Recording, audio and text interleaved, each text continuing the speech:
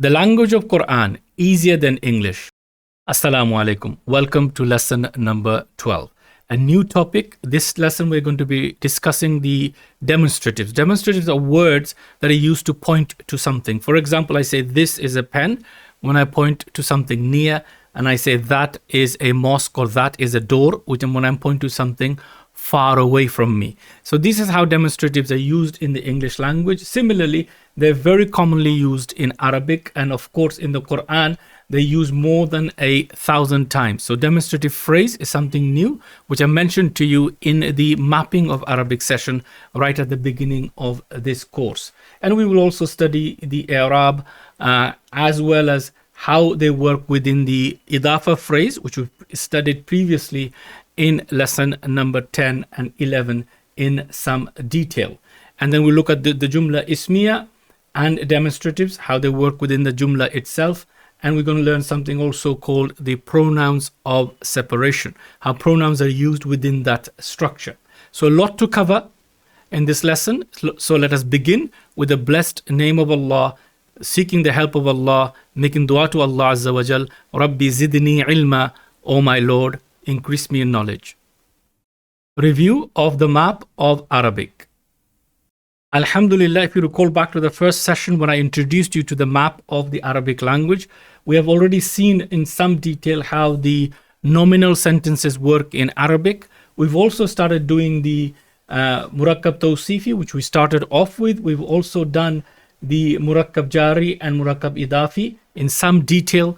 And now we're going to be looking at the pointing phrase, which is called the Murakkab Ishaari in Arabic. So you can see the big pictures or the big boxes within our map we are covering very well. Of course, Jumla Fi'liya, we have done some examples and we'll continue to use them, but they will be covered in detail in book number 2. So now, Alhamdulillah, you're getting a very good overview of the structure. Now let us focus our attention on Murakkab Ishaari, or the pointing phrase. Words like this, that, these, those, they are used in English, or they're called in English demonstrative pronouns. In Arabic, they're actually a category of ism, and therefore the name of them is pointing nouns. Asma'ul isharati, nouns or the nouns of pointing, meaning you use them to point to something specific. So they are a category of ism. And of course, we've been introduced to them already when we talked about definiteness, and they're one of the categories of ism that are always definite. So please remember that. And this includes words like this, that, these, those, when we point to a noun. And again, in Arabic, the two terminology you need to remember: Ismul Isharah, which means a single one; Asma'ul Isharah, names literally of pointing, or a name of pointing. That's the technical terminology for them. And in Arabic, we've covered some of these already. Haathaa, when pointing to something near; this. And of course, in Arabic, we have masculine and feminine version. So haathaa, this, or haadhihi, when we point to something feminine, both meaning this. When I'm pointing to something far, I say that. So in Arabic, that is dhaalika, dhaalika, and if it's something feminine, I will use tilka. So these are the differences between the Arabic and the English. So again, remember, very important, they are one of the categories of ism, and therefore they will have the 4 properties. What we mean by that is definiteness, gender, number, and of course i'rab. These 4 properties will be there. And as far as definiteness is concerned, they're always definite. Why? Because when I say this pen, I'm pointing to something specific. Again, review back to lesson number 2, where we talked about the 7 categories of definites, and this is one of the main categories of definites, which is pointing words. There are essentially 2 types of them: one for pointing to something near, just like in English, and one for pointing to something far. So this, that, this, that. So that we have 2 sets of them, one for pointing near and to far. And of course, there are other words like here, there. These are going to also be used for pointing, but these are the ones we're going to be focusing on in this lesson, inshallah. Asma'ul isharati lil qarib, demonstratives for near. On the screen, inshallah, you can see very clearly what looks like the Muslim table that we studied in lesson number 4. So we have here the word haathaa. Haathaa means this. And then we of course have the word haadhihi, which also means this. Now in Arabic, the pointing words are a category of ism. They are a category of ism, and therefore they will have the four properties. Since we have two genders in Arabic, we will have a masculine version and a feminine version. So please note that, masculine and feminine version. So as you recall from lesson number 4, when I say a school in Arabic, it is madrasah or madrasatun. Madrasa is feminine. Whereas if I say mosque, masjidun, a mosque is masculine. So when I'm pointing to a mosque, I will say haathaa masjidun. This is a mosque. When I'm pointing to a school, I will say haadhihi madrasatun. So the masculine and feminine, we have to use the correct one when pointing to something masculine or pointing to something feminine. Also in English, we have this for when pointing to one, this. But if I'm pointing to two, I will also say in English, these. So these is plural.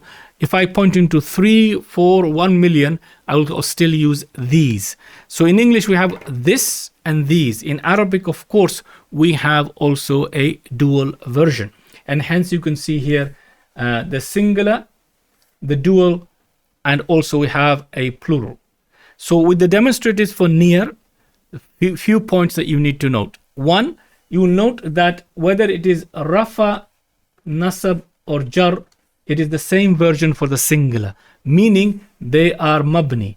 Again, if you've forgotten this term, please go and look at lesson number 6, i.e. they do not change their ending, whether they're rafa, nasab or jar. How will you know whether they're rafa, nasab or jar, i.e. marfu, mansub or majroor?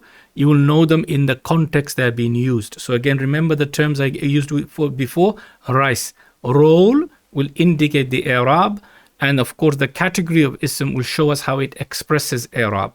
So roll, i'rab, and we have category and we have expression. So rice, if you remember that, you will not get confused, inshallah ta'ala. So we have a set here which does not change in the three different cases or i'rab, and they remain the same. So haathaa, haathaa, haathaa, written separately for you just to illustrate that point. Duals, on the other hand, they do change their ending, like all duals in Arabic. Again, I mentioned this to you before. So you have the haadhani, haadhaini, haadhaini, similar. And then we have for the feminine, haatani, haataini, haataini. Then for the plural, the good news, we don't have to learn a separate version. The plural is the same, whether it is masculine or feminine. And this is, again, you will see the same. So it's haulai and haulai. Both of them the same. And both of them are also, in both cases, they're the same. And please note, they're also mabni, i.e. they do not change whether they're rafa, nasab or jar. They remain the same. The good news for you and I, alhamdulillah, the singulars are the most commonly used, 225 times. And then, of course, the feminine version, 47. And haulai, 46. The duals are not used in the Qur'an at all, except for one occasion, which is haataini, haataini. So we have here the only three words you need to remember: haathaa, haadhihi, and haulai. So not that difficult, but these three words you must learn. So write them down, make a note of them, inshallah ta'ala, and their translation. Haathaa, this for pointing to something masculine. Haadhihi, to point to something feminine. Haulai, pointing to something feminine, plural, or pointing to something masculine, plural. This is all you need to know, and inshallah ta'ala, and this is why this table is very, very helpful. You have the full set of the pointing words for something near. Please note, pointing to something near. Few points about how Arabic is written. Now, of course, as you know, in modern standard Arabic or any Arabic text outside Qur'an, they don't really write any vowels. So haathaa in most cases will be written like so. Sometimes you will see some books with vowels on them, so it is written like this, so haathaa, but it should be read as haathaa, as if there's an alif afterwards, but this alif is never written. So the reading of in the Quranic script, to make it easy for you, this alif, which I've spoken about before in the introductory sessions, this one here, which is called the dagger alif, or in the Indian subcontinent, khara zabar. So this means standing zabar. So haathaa, this. So it is read haathaa, but is always written in normal Arabic, as you can see here in Quranic script, to make it easier for those who don't know that this is how it should be read. But again, please note, standard Arabic, this symbol is not used, and it is used to help us read it correctly.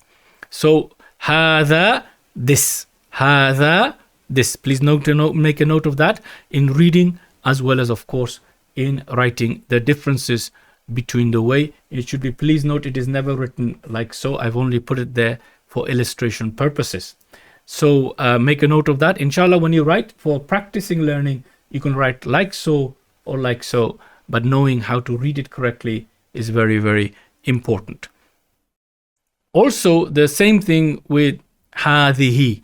Haadhihi again is read with an elongated ha, and this also is read elongated. Again, there are symbols available in the Quranic script to make sure that we do not read it incorrectly. So it's haadhihi, this, which is feminine. Haulai is also similar. We have a symbol after the ha, haulai, and again you can see the elongation there to make it very, very clear for you. And of course, this needs to be extra elongated when you're reading the Quranic text.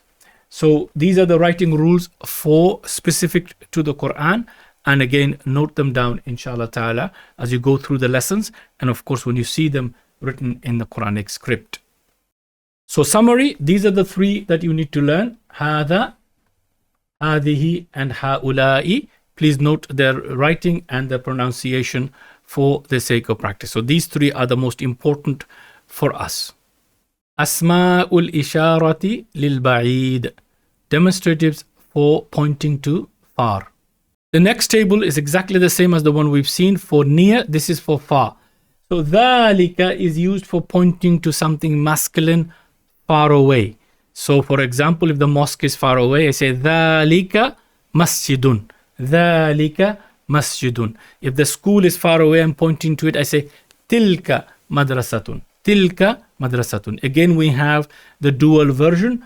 Dual version, as you can see here, dhanika, dhainika, dhainika, tanika, tainika, tainika. Again, the dual is not used in the Quran extensively. Only one I could find, which is for dhanika, and the others are not used. Similarly, ulaika. Ulaika is also used for masculine and feminine.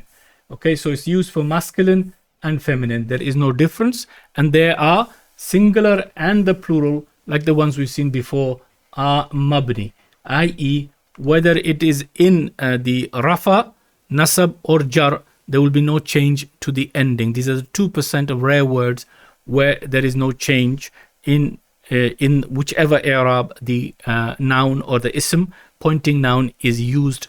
And of course, again, reminder of what I said earlier, if you remember rice, you will not get confused. Roll will indicate the i'rab, and the category will indicate how it expresses i'rab. So in this case, because they're mabni, there will be no change. We have to look at the roll to identify the i'rab. So again, that is showing you the numbers.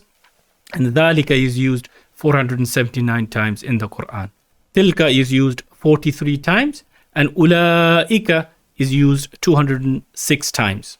Just to show you, just from the first page of the Quran, how frequently these are used, you can see them being used in the beginning of Surah Al-Baqarah. I've taken up to ayah number 5. Just to give you an example, you see dhaalika there, which I've enlarged for you, just to show you how they're written. And ulaika. Please note the waw here is not read, so it's ulaika, not ulaika. So again, when reading, ulaika.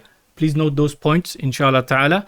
Dhalika, ulaika, very commonly used. And as I mentioned so many times to you, there are roughly 600 pages in the Mus'haf, the printed copy of the Quran. And if something is used more than 1,000 times, you'll find 1 or 2 in every page. So the demonstratives, both for near and far, are used around 1,060 times in the Quran. So very, very important set of words to learn. And in reality, we only have to learn 6 of them.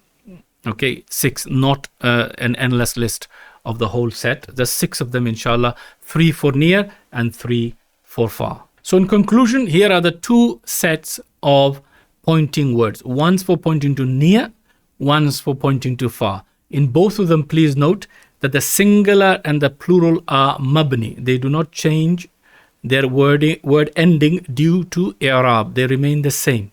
Again, you will find what they are based upon context. And then we have singular, dual, and plural. The dual is changing, but they're very rarely used in the Quran, so you don't really need to memorize them.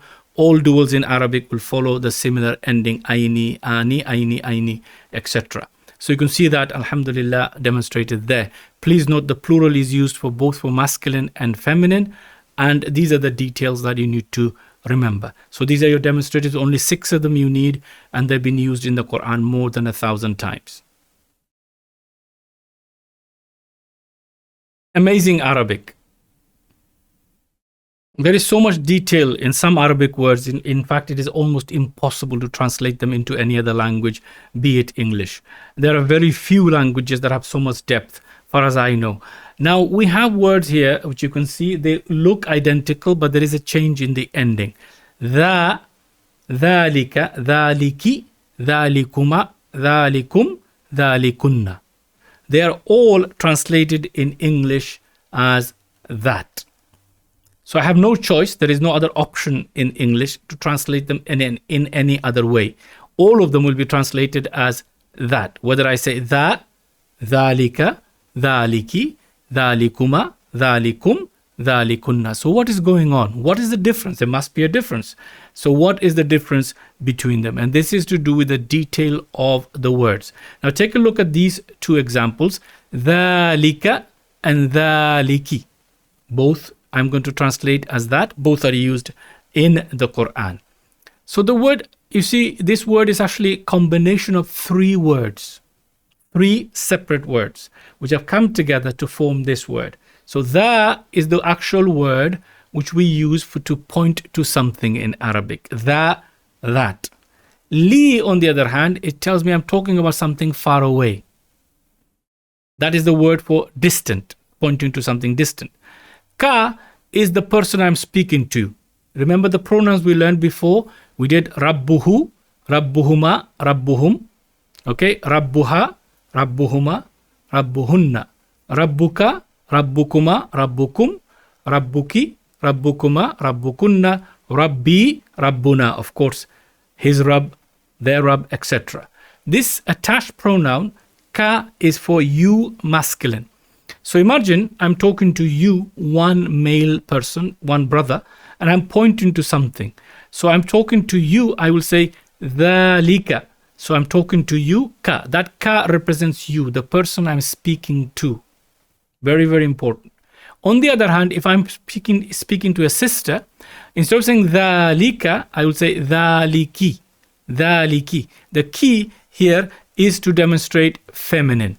So again, second person, feminine, dhaliki. So how will you translate that in English? You cannot, right? So dhaalika, that, dhaliki is also that, but in one case, the reader knows that I'm speaking to a male person, and the other case, I'm speaking to a female person while pointing. So if I point to a house and I'm talking to my son, I will say dhaalika.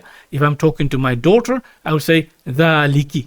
Even though I'm pointing to the house itself is masculine, so therefore I use dhali, but the ka and the ki bit represents whether I'm speaking to a male person or a female person. Such detail, as I said, is not to be found in the English translation. So again, let's look at these, and these are all from the Quran. I've given you the rough number of times they occur, and with some brief notes there for you. So dha is the demonstrative pointing word. Li represents something distance. And the ka, kuma, kum, kunna represents the pronoun. So let's look at the first example. Dha, which is used 5 times in the Quran, simply means that. T-H-A-T. But dhaalika, that, and while I'm speaking to a male person, and that is used predominantly in the Quran 305 times. Then when I say dhaliki, I'm talking to a female person, and that's been used 3 times in the Quran. And then we have dhalikuma. I'm talking to 2 of you, male or female, to 2 of you. So when I'm talking to 2 of you, I'm saying dhalikuma. Even though I'm pointing to the masjid, which is singular. That mosque. Two of you are asking me, I say that mosque. Dhalikuma. Again, we have dhalikum. And again, that's been used in the Quran 46 times. Many, many times. You and those who read regularly in the Quran, you, I'm sure, become familiar with these words. So dhalikum, I'm talking to three or more of you, pointing to something which is masculine and singular. And again, dhalikunna, when I'm speaking to a group of sisters, three or more, I will use again the same pointing word, but I will change the ending to indicate that I'm talking to or conversing with three or more female. And this is the beauty and the detail which is often lost in the translation, inshallah. So again, these are advanced stuff, but I'm sharing it with you now so you can tell the differences between them, because you are going to find them in the Quran. And when you look into the ayat where they're mentioned, you will see who's being spoken to. And that, if we look at the translation, you'll see that detail. Of course, in the tafsir and other commentary, you'll find them, but that detail is lost. So it's one of the advantages of learning Arabic grammar, that you get to see some detail which is often lost in the translation, because the translator's main aim is to deliver the message that they understand from the ayah for our benefit. May Allah reward them all. But you can see here how difficult that would be to translate it into English. Similarly, with tilka, the same thing happens. Tilka. Tilka, again, when I'm pointing to something feminine, I'm pointing to something feminine, but I'm talking to a male person. So tilka, I'm talking to a male person, I say, tilka madrasatun. Even though I'm speaking to a male person, the thing I'm pointing to is female, I have to use tilka. And then we have, of course, tilkuma, which is again the same thing. I'm pointing to something feminine, I'm talking to two persons. And then, of course, we have tilkum, I'm talking to a group of you, plural. So I'm using tilkum, once used in the Quran. Ulaika is very commonly used in the Quran 204 times. And ulaikum, again, you can guess from here, I'm talking to a group of people and pointing to something far, which is masculine and plural, or feminine and plural. So the group that I'm talking to, represented by kum.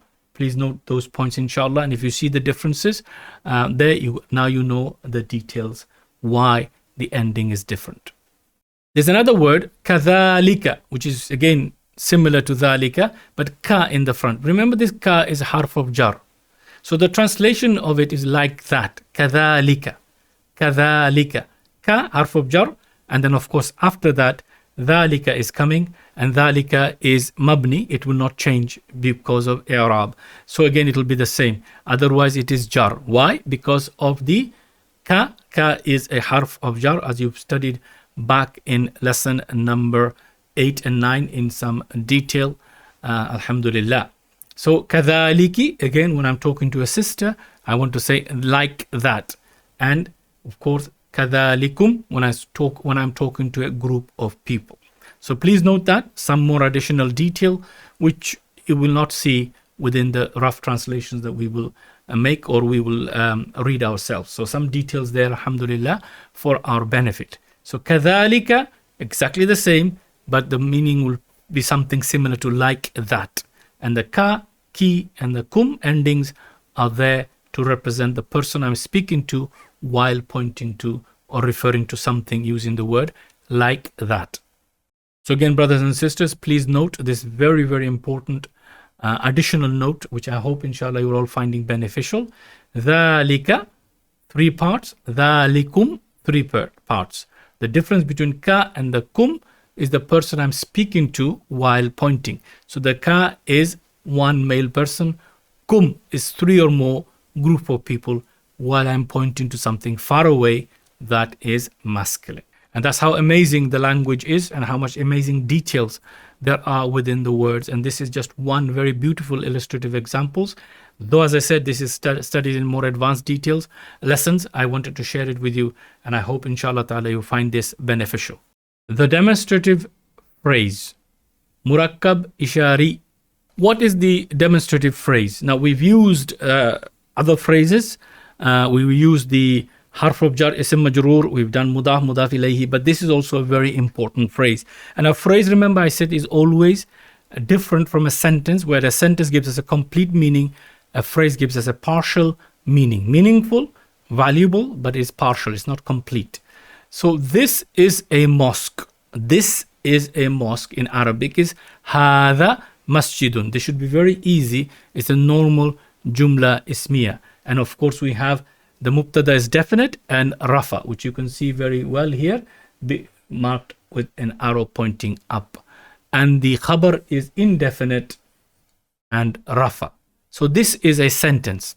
But how do I say, instead of this is a mosque, I want to say this mosque, the one in front of us, this mosque is new, or this mosque is very old, or this mosque was built by so and so, so many 100 years ago, or hundreds of years ago. So how do I say this mosque as opposed to this is a mosque? So again, this one is very easy, mubtada and khabar, and that is giving us our jumla ismiya. But I want a phrase instead. So what I want to say is this mosque, not this is a mosque. The way to do that in Arabic is to use the pointing word for close, because I want to point to something close, this, which is haathaa, and then put the masjid as a definite with al. Please note, is very important, has to have al in order to be a demonstrative phrase. So again, we see that this is now definite, of course, and it is rafa because of the context that we see it in. And we will say that al is definite, meaning the word masjid is indefinite, but al has made it definite. So mu'arraf bil lam, this is technical. So haadhal masjidu, and the masjidu is rafa because it is copying the i'rab of this. Remember the descriptive phrase copied. The same thing is happening here. So we have here our ismul isharah, the noun of pointing, and this is called musharun ilayhi. Literally means something being pointed to, that which is pointed to. So Murakkab Ishaari, the pointing phrase. This is probably the easiest way to remember it. Pointing phrase or demonstrative phrase. Murakkab Ishaari. So please note, for something to be Murakkab Ishaari, it has to have an Ismul Isharah there at the beginning, followed by a ism with al. It doesn't work if it's anything else. So if I said haathaa hamidun, hamidun is of course definite because it is a proper noun. This will not be a demonstrative phrase. Demonstrative phrase only when we have haathaa, the pointing word at the beginning, followed by a word that has been made definite with al. So this is very, very important for you to know the basic rule of Murakkab Ishaari. So again, just as a different example here, haadha al-waladu is ismul ishara musharun ilayhi, or the thing that has been pointed to, and it is beginning with an al after a demonstrative. This is your sign that is to be translated not as a sentence but as a phrase. But whereas I've got here haadha waladun, this is a boy, which is of course a sentence. So the Murakkab Ishaari has two parts. The first part is the noun being used to point. So that can be singular, dual, plural, depending on what you want to say. And it can be for distance or far, does not really matter, but it has to have a ism of pointing. So ismul ishara. And the musharun ilayhi, that is which being pointed to. And of course that needs to be, the musharun ilayhi must have al. Please note that. If it hasn't got al, it will be something else, and we'll talk about that a little bit soon. But for now, note haathaa followed by something with al, haadhihi followed by something with al, haulai followed by something with al, dhaalika followed by something with al, ulaika followed by something with al. So the two parts agree in the four properties. So whatever the properties of this is, this will agree. So masculine, masculine, feminine, feminine, singular, singular, plural, plural, etc. And of course the i'rab will be copied depending on the role that haathaa is playing in that structure. Again, that's all you need to remember, inshallah ta'ala. And musharun ilayhi comes after the ismul ishara. No separation, nothing can come in between. So they have to be together. These are the few points, and now inshallah you're ready to master every single Murakkab Ishaari that you see. So note this down in your notebook, inshallah, the basic rules of forming Murakkab Ishaari. Back to our exercise, alhamdulillah. I hope you can do this yourself. You don't need me. So pause the video, you know what to do. Inshallah, translate the following into Arabic. This boy. These boys. I want dual. Then these boys. This girl. These two girls. Feminine dual. And these girls. I've given you the singular and the plural. Dual, I'm sure you can work out by now. So waladun, awladun, bintun, banatun. Pause the video. Have a go, inshallah. See how we get on.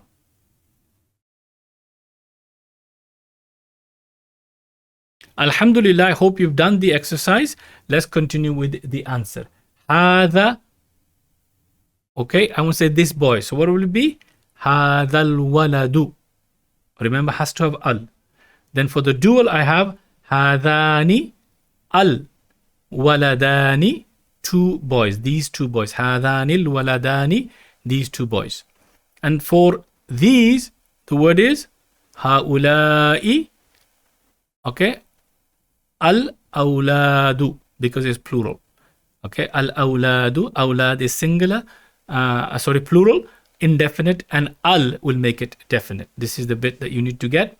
This girl has to be haadhihi bintu, and of course the dual haatani bintani, which you can see there, and haulai banatu, haulai banatu, feminine, plural, these girls.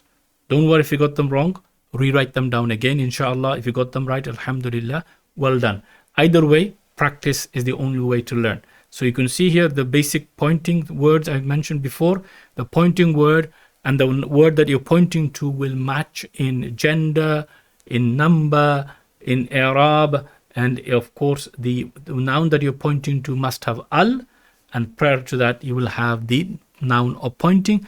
No separation allowed in between. Now, if you're pointing to something which is a broken plural, remember what I said about broken plurals? Okay, example, a Murakkab Ishaari with broken plurals which are non-aqil. How are they treated? Have a go. I've given you the singular and the broken plural for both words. Bab means door, and abwab, doors. Dar means house. Diyar means house. But remember, dar is feminine. Again, go back if you've forgotten the lesson. These are one of the miscellaneous set of words that are feminine. Have a go, pause the video, you know what to do.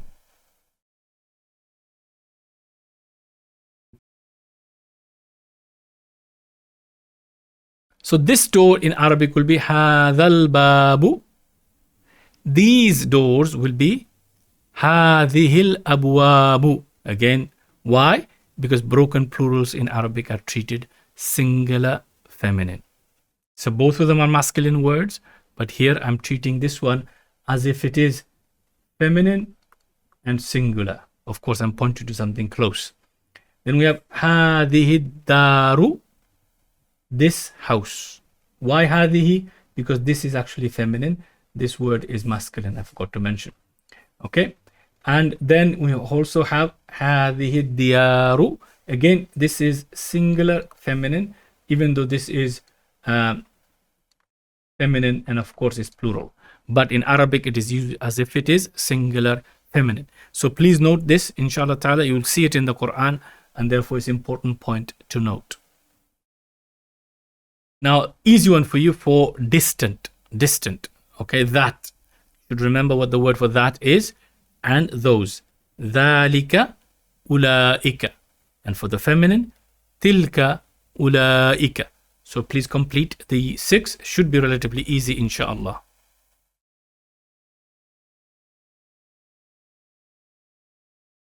Let's quickly go through the answers. First we have dhaalika al-muslimu, that Muslim, dhaanika al-muslimani, and ulaika al-muslimuna.